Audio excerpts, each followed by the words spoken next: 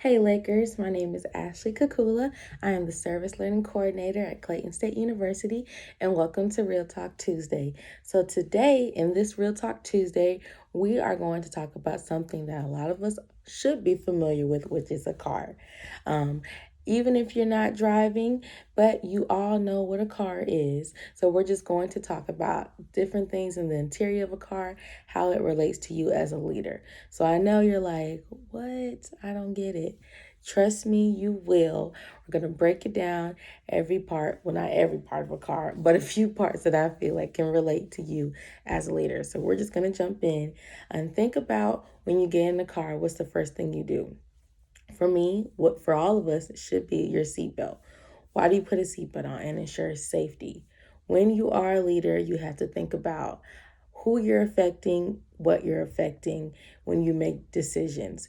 When you're a leader and you are a head of an organization, there are people looking up to you. You're affecting them with different decisions you make in your organization. Maybe it's scheduling, are my members able to make these meeting times? Does this interfere with a lot of things going on campus right now? Also yourself. You're affecting yourself when you're doing your scheduling. You're affecting yourself when you come up with different events. Who are we affecting? Who are we targeting? Will this be impactful for my members or the campus? You got to think about how you want to feel after you make these decisions. And the seatbelt ensures that you're safe throughout the whole process, through getting to your destination, how you feel at the end of your destination. So your seatbelt ensures safety. Remember that. Second, the ignition. Most cars now is a push start button. So after you ensure safety, you push start. You put fire behind what you want to do, right? You've already realized and understood everything that can happen, and you've made decisions based on that. So now we're moving. We're moving in place. We're trying to get to where we're trying to go. Remember, procrastination is the number one key to failure. Do not hesitate. Do not wait. Once you know what you're supposed to do, once you've realized the pros and cons of everything, you evaluate it like a good leader should, you're pushing start. You are hitting the ignition. Now we're checking our mirrors. A lot of people don't check their mirrors, but you should. You check your mirrors before you pull off. Why? We want to see what can blind us. We want to see what can get in our way. What are our strengths? What are our weaknesses? Where are my members' strengths and weaknesses? What can they do? What can they not do? What can we do as a whole? You want to understand that and know your purpose and know where you're going. When you check your mirrors in your car, you can see what can come at me, what I can hit. Just like as a leader, you got to see what can happen if we do this. What could possibly happen if we do this? So checking your mirrors as a leader is realizing and understanding the outcomes for the decisions that you make. Next, we're going to talk about the gear shift. Prindle. All right. Park, reverse, neutral, drive. This is more to making decisions come in when you're actually in the place to make decisions. So do I need to give my organization a halt for a second? Do we need to sit back, take a seat, and go over some things? Do we need to pause ourselves? Or are we good? Are we in full force to go ahead and drive? Can we keep going with what we got going on?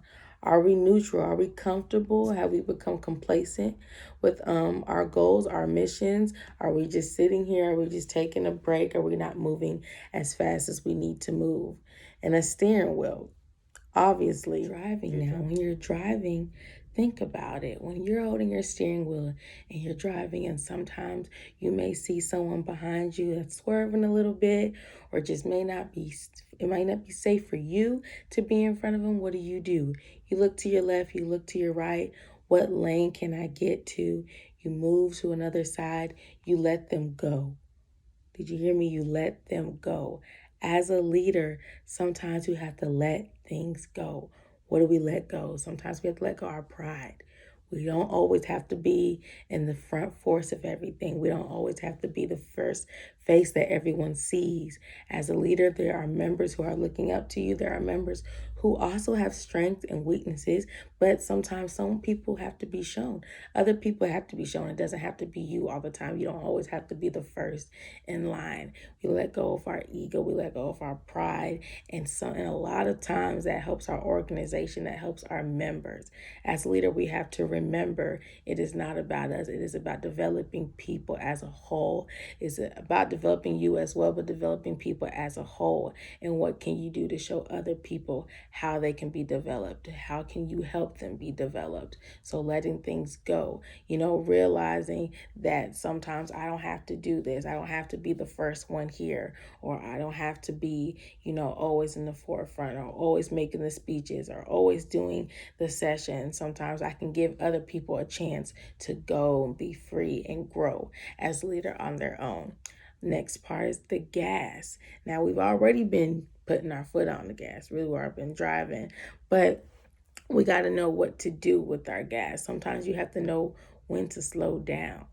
You have to know when to put force on something. You may be pushing a member of your organization to really do something, but maybe that's not the right member to do it. Maybe it's someone else who can do it. Maybe you can help them get to where they need to be. You gotta know when to put gas on certain things and when not to, which gets us into a break. When do I need to slow down? And that has to go for your organization and for you as well. We don't want to get burnt out. We want to learn how to take breaks. We need to learn how to not overdo some things, and know when we can slow down, and know when is a good time to slow down, and why we should slow down, why we shouldn't just be everywhere all at once. You have to take breaks. You have to sit back sometimes and slow down a little bit and give room to breathe, give room to grow. And the last two things, which are really important, but we don't think about it sometimes, our speedometer. Are we checking ourselves? Are we checking our speed? Are we checking what we're doing? Are we doing the right things? Are we aligning with our mission statement, with our goals, with our purpose?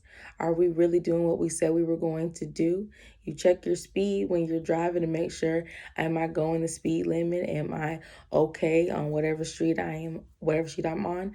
Are we doing that in our leadership skills? Are we making sure that we are where we're supposed to be? Check yourself.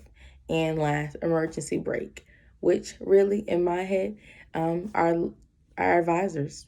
They're here. They're there for you. They are your emergency brake when you are in a huddle or something's going on and you just can't figure it out. Your advisor is there for you. Your counselors are there for you. Your mentors are there for you. They are there for you to help you out. Reach out for help when you need it. And even when you don't need it, just reach out for help. Know that you have an emergency brake in them. They are there for you. You do not have to do everything alone. Your members are there for you. There are also kinds of emergency brakes. You are not in it alone. So I hope you guys enjoy this quick Real Talk Tuesday. And next time you are making decisions with your organization or yourself, think about parts in the car and how we can relate that to our lives, how we can become better leaders on and off campus through these qualities.